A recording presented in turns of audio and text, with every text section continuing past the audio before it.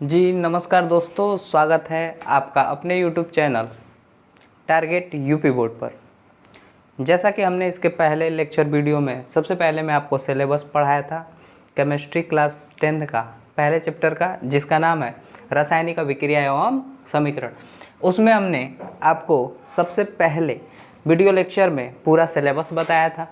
उसके बाद हमने डिस्कस किया था रासायनिक अभिक्रिया की परिभाषा, उसके बाद रासायनिक समीकरण की परिभाषा, उसके बाद रासायनिक अभिक्रिया की विशेषताएं क्या क्या होती हैं, किसी रासायनिक अभिक्रिया को और अधिक सूचनाप्रद कैसे बनाते हैं, और उसके बाद हमने बात किया था कि किसी भी रासायनिक अभिक्रिया में क्या क्या अवगुण होते हैं। चलिए बिना समय गवाए शुरू करते हैं आगे। पहला हमने संयोजन अभिक्रिया आपको इसके पहले वाले वीडियो लेक्चर में पढ़ा दिया था। अब हम बात करते हैं वियोजन अभिक्रिया या फिर अपघटन अभिक्रिया की, जिसको इंग्लिश में डिसोसिएशन रिएक्शन और डिकम्पोजिशन रिएक्शन कहते हैं। चलिए डेफिनेशन पहले समझते हैं। वियोजन अभिक्रिया या फिर अपघटन अभिक्रिया वह अभिक्रिया होती है जिसमें कोई यौगिक दो या दो से अधिक सरल भागों में विभाजित हो जाता है। उसे हम लोग क्या कहते हैं? वियोजन रासायनिक अभिक्रिया। इंग्लिश में चलिए डेफिनेशन देखते हैं। डिसोसिएशन और decomposition reactions are those reaction in which a single compound is broken down into two or more than two simpler substances. चलिए समझते हैं उदाहरण से। हमने यहाँ पर एक यौगिक लिया है कैल्शियम कार्बोनेट, जो कि दो भागों में टूट जाता है। क्या क्या है दोस्तों? कैल्शियम ऑक्साइड और कार्बन डाइऑक्साइड। वैसे ही एक और उदाहरण हमने लिया है फेरस सल्फेट। जब इसको हम हीट करते हैं तो यह फेरिक ऑक्साइड और सल्फर ट्राइऑक्साइड और सल्फर डाइऑक्साइड में वियोजित हो जाता है।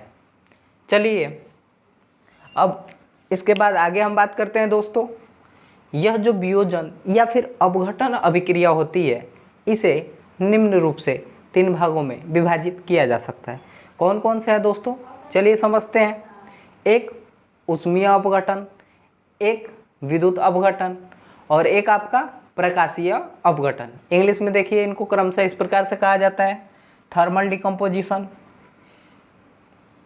इलेक्ट्रो डिकम्पोजिशन, इसको बोलते हैं फोटोलाइसिस, इसको हम लोग इलेक्ट्रिक डिकम्पोजिशन या फिर इसको हम इलेक्ट्रोलाइसिस भी कहते हैं।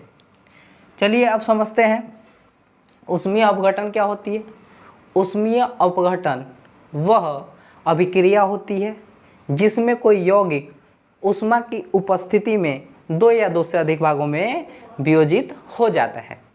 जैसे आपका उदाहरण स्वरूप हम लोग कैल्शियम कार्बोनेट और फेरस सल्फेट को हमने क्या किया है? कैल्शियम कार्बोनेट को हीट किया है तो यह कैल्शियम ऑक्साइड और कार्बन डाइऑक्साइड में वियोजित हो गया है। उसी प्रकार से देख ले, फेरस सल्फेट को जब हमने हीट किया है तो वह फेरिक ऑक्साइड, सल्फर ट्राइऑक्साइड और सल्फर डाइऑक्साइड में वियोजित हो गया है। यह किसका उदाहरण है दोस्तों? ऊष्मीय अपघटन की। कह सकते हैं thermal decomposition is that reaction in which A compound is broken into two or more than two substances in presence of heat. In presence of heat. This is the most important fact.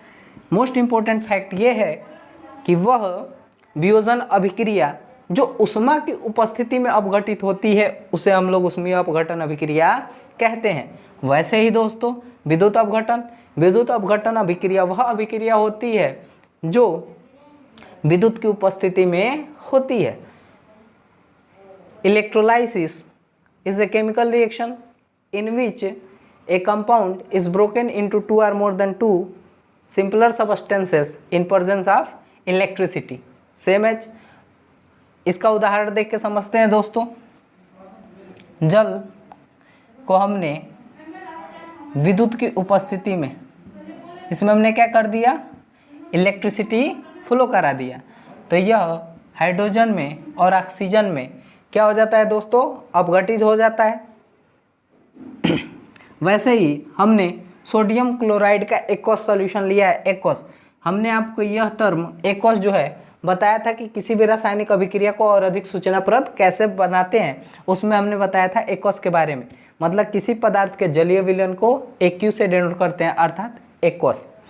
तो NaCl का हमने क्या लिया है, जलीय विलयन लिया है।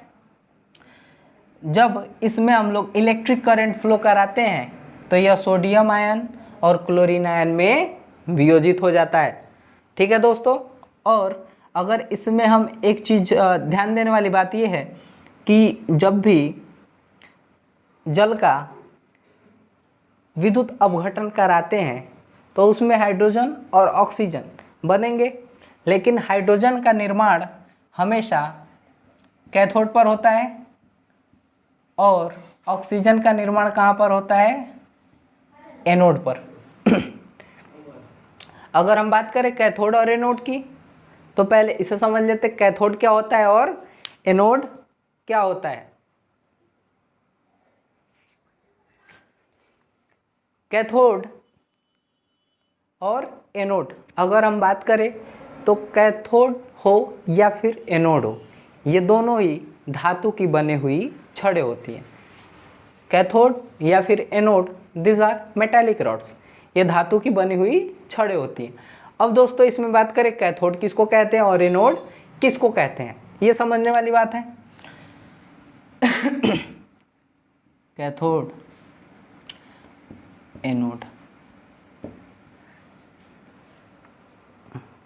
बैटरी के यदि हम किसी मेटालिक रॉड को बैटरी के पॉजिटिव टर्मिनल से जोड़ते हैं, अगर किसी मेटालिक रॉड को बैटरी के किस टर्मिनल से जोड़ते हैं, पॉजिटिव टर्मिनल से, तो उसे ही हम लोग क्या कहते हैं दोस्तों, एनोड कहते हैं। और जब मेटालिक रॉड को बैटरी के निगेटिव टर्मिनल से जोड़ते हैं तो उसे हम लोग क्या कहते हैं दोस्तों, कैथोड।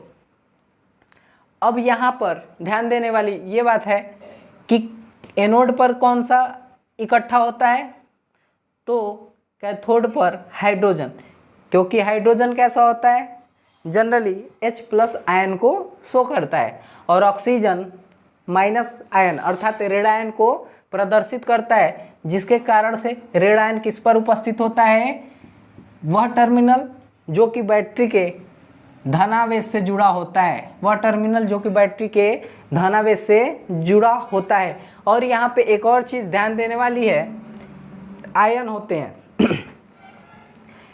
आयन क्या होते हैं, तो ion electrically charge particles are called ion. किसी भी विद्युत आवेशित कण को हम क्या कहते हैं, आयन कहते हैं। विद्युत आवेशित कण को दोस्तों क्या कहते हैं हम लोग, आयन कहते हैं। चलिए समझते हैं। हमने बताया आयन, आयन क्या होता है, विद्युत आवेशित कण, विद्युत आवेशित कण आयन कहलाते हैं, आयन कहलाते हैं। इंग्लिश में बोलते हैं electrically charge particles are called ion. अब आयन कितने प्रकार के होते हैं दोस्तों, 2 प्रकार के।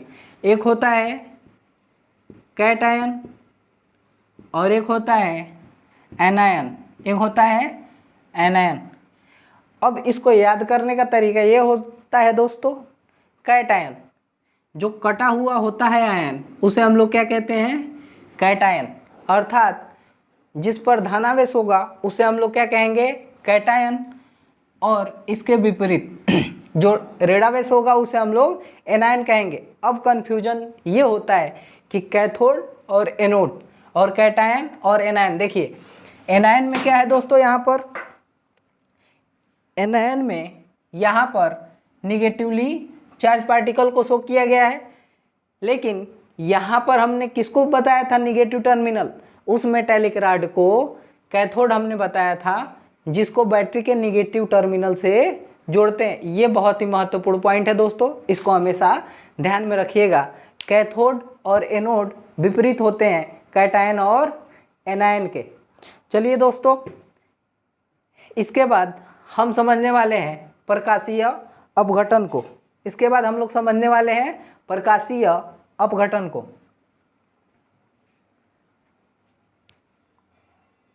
आगे बात करते हैं दोस्तों हम लोग प्रकाशीय अपघटन के बारे में। आशा करते हैं कि आपको कैटायन और एनायन में डिफरेंस समझ में आएगा और कैथोड और एनोड में भी डिफरेंस समझ में आएगा। फिर से समझा देता हूँ इन चीज़ों को।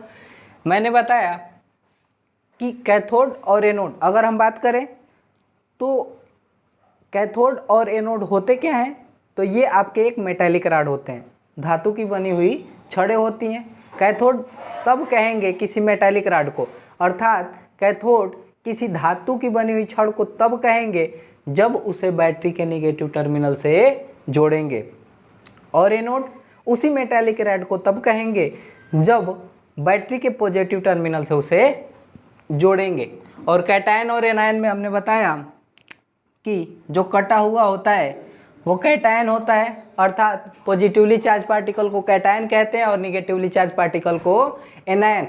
लेकिन कैथोड कैसा होता है, निगेटिव टर्मिनल वाला होता है, और एनोड कौन सा होता है आपका, पॉजिटिव टर्मिनल वाला मेटालिक रॉड होता है। चलिए हम बात कर रहे थे प्रकाशीय अपघटन के बारे में।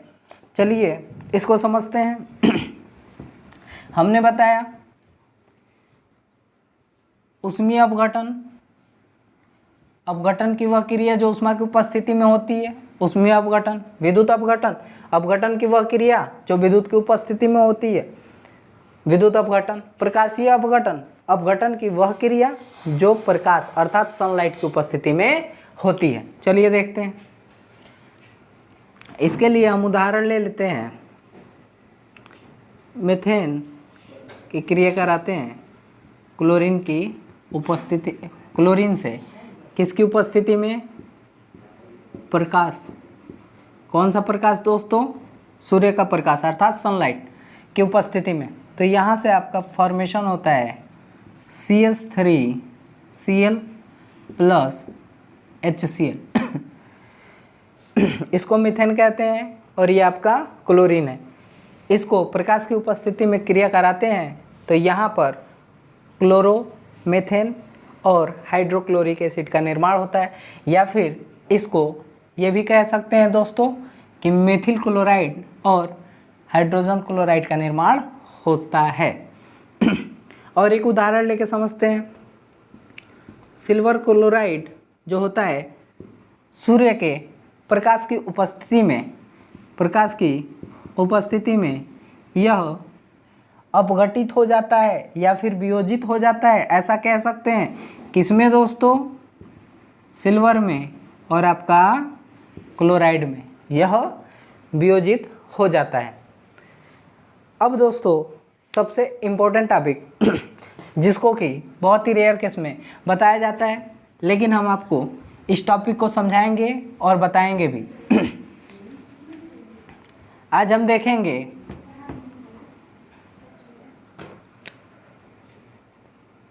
आयनिक वियोजन,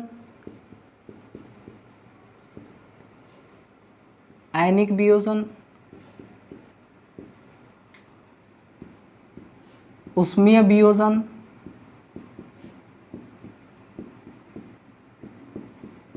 और ऊष्मीय अपघटन। ऊष्मीय अपघटन में अंतर क्या देखेंगे दोस्तों, आयनिक वियोजन, ऊष्मीय वियोजन और ऊष्मीय अपघटन में हम लोग अंतर देखेंगे। चलिए दोस्तों अब समझने का प्रयास करते हैं आयनिक वियोजन, ऊष्मीय वियोजन और ऊष्मीय अपघटन में अंतर के बारे में। दोस्तों जनरली क्लास 10th के NCERT के बुक वगैरह में इनसे रिलेटेड कोई भी चीज़ें नहीं दी हैं, लेकिन हम अपने ज्ञान में वृद्धि करने के लिए इसके बारे में भी थोड़ा सा और देख लेते हैं और जान लेते हैं। और एक बात दोस्तों, आप लोग समझ ही रहे हैं कि ये लॉकडाउन चल रहा है, सभी जगहों पर संस्थान सारे जगहों पे बंद है, स्कूल बंद है। अगर आपको लगे कि ये वीडियो यूज़फुल है तो अपने दोस्तों को शेयर कीजिए ताकि ज़्यादा से ज़्यादा लोगों तक ये पहुंच सके और उनको सब्सक्राइब करने के लिए भी कहिए। चलिए आगे देखते हैं आयनिक वियोजन, उष्मीय वियोजन और उष्मीय अपघटन में अंतर। ये दोस्तों हमने आयनिक वियोजन का उदाहरण लिया है दो।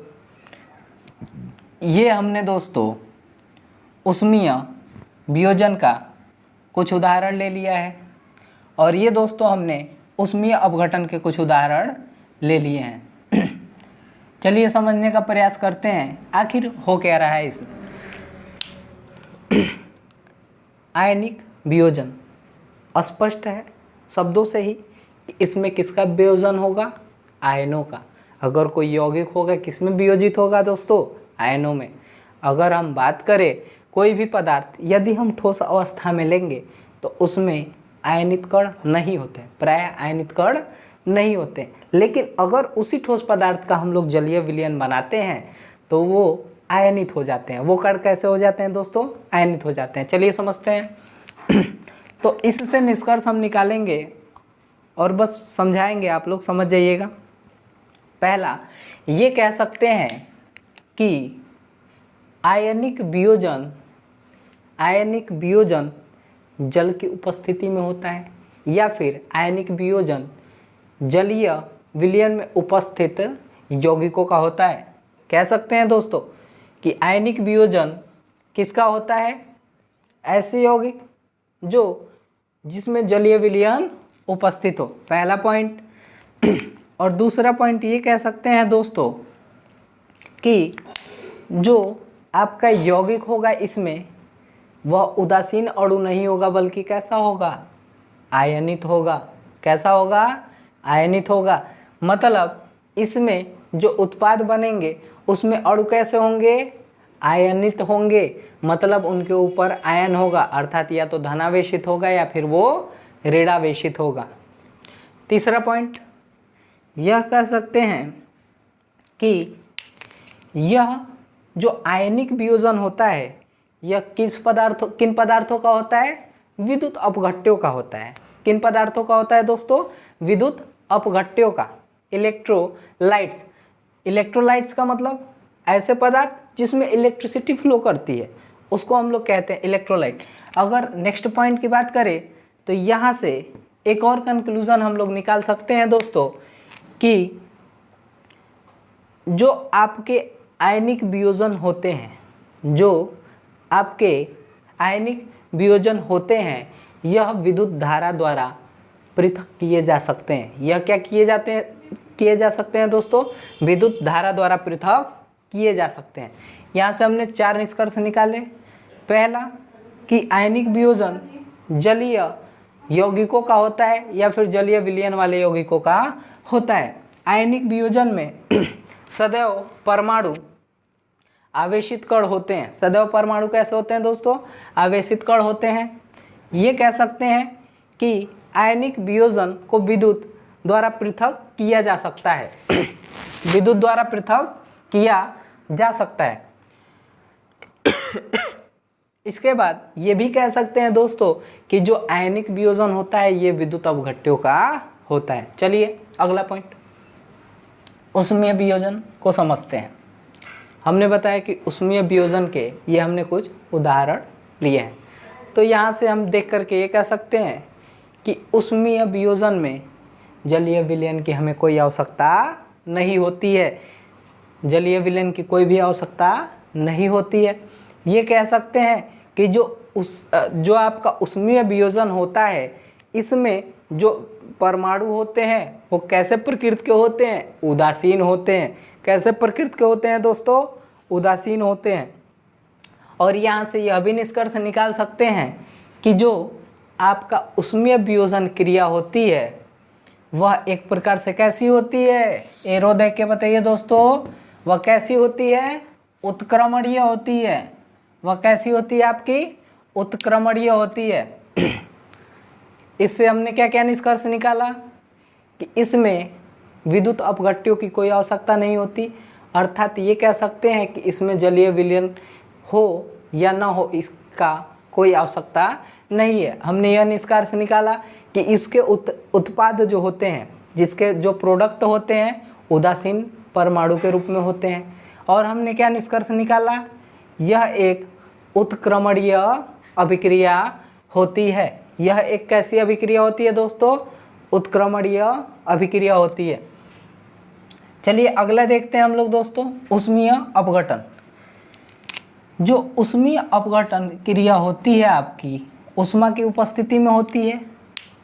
इसमें एक और पॉइंट दोस्तों ये कह सकते हैं कि इनके जो कण होते हैं, मतलब ये किसी भी प्रकार के परमाणुओं का हो सकता है, किसी भी प्रकार के यौगिकों का हो सकता है। ऊष्मीय वियोजन किसी भी प्रकार के परमाणुओं का हो सकता है, लेकिन इसके लिए एक चीज़ कंपलसरी था, किन यौगिकों का होता था, जो जलीय विलयन में उपस्थित होते थे एक्वस। चलिए अब बात कर लेते हैं ऊष्मीय अपघटन की। तो इसमें हमने बताया पहला पॉइंट, यह एक अनुत्क्रमणीय क्रिया है। दूसरी, यह ऊष्मा की उपस्थिति में होती है। यह सदैव खुली वायु में कराई जाती है। किस में कराई जाती है, खुली वायु में कराई जाती है। इसके यौगिक पुनः संयुक्त नहीं हो सकते। क्यों नहीं हो सकते, क्योंकि जब इसमें से गैस बाहर निकल जाएंगी ऊष्मा के प्रभाव से तो ये पुनः संयुक्त नहीं हो सकते। और एक पॉइंट कि इनके भी जो परमाणु होते हैं कैसे होते हैं दोस्तों, उदासीन होते हैं। इनके भी परमाणु कैसे होते हैं, उदासीन होते हैं। चलिए इससे अगला टॉपिक के बारे में अब हम बात करने जा रहे हैं दोस्तों, जिसका नाम है विस्थापन अभिक्रिया। जिसका नाम है दोस्तों विस्थापन अभिक्रिया। आई होप आपको समझ में आया होगा।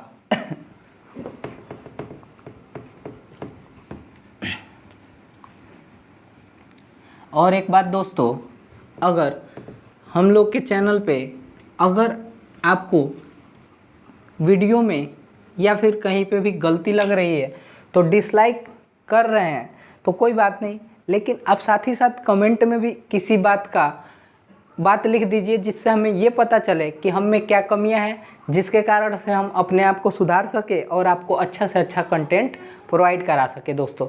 चलिए आगे हम बात करते हैं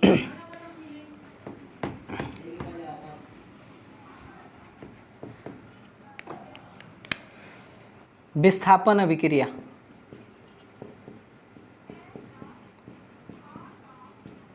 विस्थापन अभिक्रिया जिसको बोलते हैं दोस्तों डिस्प्लेसमेंट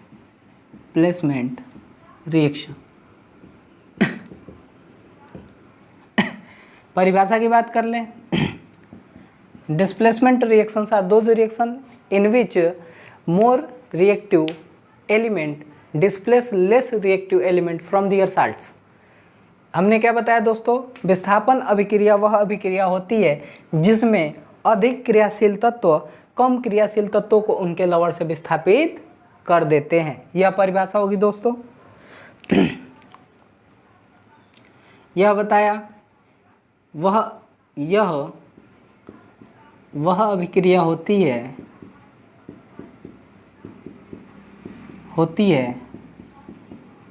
जिसमें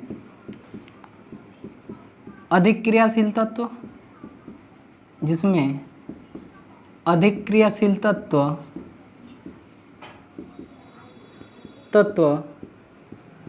कम क्रियाशील तत्व को, जिसमें अधिक क्रियाशील तत्व कम क्रियाशील तत्व को उनके लवण से विस्थापित कर देते हैं। उनके लवण से विस्थापित कर देते हैं।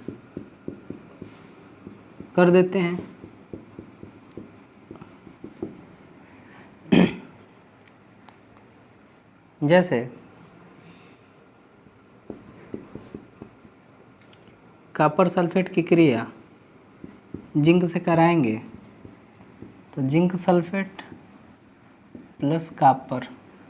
अगर यहीं पे जिंक सल्फेट की क्रिया हम किससे कराते हैं दोस्तों, कॉपर से, तो क्या ये ऐसे बन सकता है, कॉपर सल्फेट प्लस जिंक। चलिए हमने दो उदाहरण लिए हैं। इन दोनों उदाहरण में से देखने में तो दोनों एक जैसी लग रही हैं, हमें ऐसा भी नहीं लगेगा कि इसमें किसी में कोई गलती भी है, लेकिन ऐसा नहीं है। इन दोनों उदाहरणों में एक आपका अभिक्रिया क्या है, गलत है, और एक आपका क्या है, सही है। तो चलिए सही और गलत के बारे में बात कर लेते हैं। तो सिंपल सा हम बता देते हैं कि ये जो अभिक्रिया है सही है और ये है आपकी गलत है। गलत कैसे है, हमने इसका परिभाषा बताया कि यह वह अभिक्रिया होती है जिसमें अधिक क्रियाशील तत्व कम क्रियाशील तत्वों को उनके लवण से विस्थापित कर देते हैं। तो इसका मतलब ये हुआ कि जिंक कैसा होगा, अधिक क्रियाशील तत्व होगा, किससे, कॉपर से। इसीलिए जिंक ने कॉपर को इसके लवण से क्या कर दिया दोस्तों, विस्थापित कर दिया, जिसके कारण से जिंक सल्फेट और कॉपर का निर्माण हुआ। लेकिन अगर हमने बता दिया कि जिंक अधिक क्रियाशील है, तो अगर हम इस अभिक्रिया को कराएं तो जब ये खुद अधिक अभिक्रियाशील है तो क्या कॉपर इसे विस्थापित कर पाएगा, नहीं कर पाएगा, जिसके कारण से ये अभिक्रिया कैसी है, गलत है। इसको और भी ज़्यादा डिटेल में समझने के लिए आपको अगले वीडियो का इंतज़ार करना होगा, जिसमें हम आपको विद्युत रासायनिक श्रेणी पढ़ाएंगे। पहले समझ लेते हैं विद्युत रासायनिक श्रेणी क्या होती है। विद्युत रासायनिक श्रेणी एक ऐसी श्रेणी होती है जिसमें अधिक क्रियाशील तत्वों को ऊपर तथा उनसे कम क्रियाशील तत्वों को क्रमशः उसके नीचे सजाया जाता है। इसी श्रेणी को हम लोग क्या कहते हैं, विद्युत रासायनिक श्रेणी। इसके बाद अगले वीडियो लेक्चर में हम विद्युत रासायनिक श्रेणी बताएंगे जिसमें बहुत सारे आपके एलिमेंट होते हैं और उन एलिमेंटों को याद कराने के लिए बहुत ही मज़ेदार ट्रिक होगा हमारे पास, और उसके लिए हम निमोनिक्स का यूज़ करेंगे और आपको हंसते हंसते पूरा विद्युत रासायनिक श्रेणी आसानी से याद हो जाएगा, जिससे आप आसानी से विस्थापन अभिक्रिया को करा पाएंगे। धन्यवाद दोस्तों।